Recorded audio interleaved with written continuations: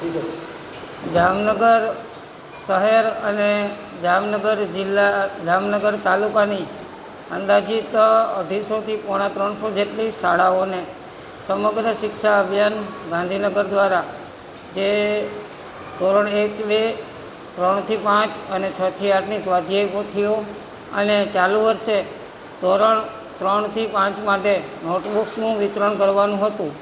આ વિતરણ જૂન મહિનાની શરૂઆતમાં સરકારશ્રી દ્વારા ગાંધીનગરથી પત્ર કરીને મોકલવામાં આવેલું હતું। આ સાહિત્ય જામનગર શહેરની નગર પ્રાથમિક શિક્ષણ સમિતિની શાળાઓમાં સમયસર મળ્યું નહોતું। ઘટતા સાહિત્ય બાબત ગાંધીનગર એસએસએના સચિવશ્રીને રજૂઆત કરી સાહિત્ય મંગાવેલું હતું।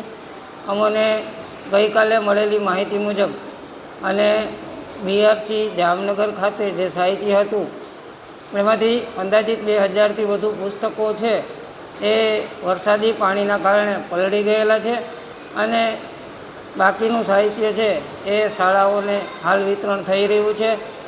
શાળાઓમાં સાહિત્ય સમયસર મળ્યું નથી અને ક્યાંક વિતરણ વ્યવસ્થામાં ચોક્કસથી ખામી જણાય એવું ધ્યાને આવેલું છે।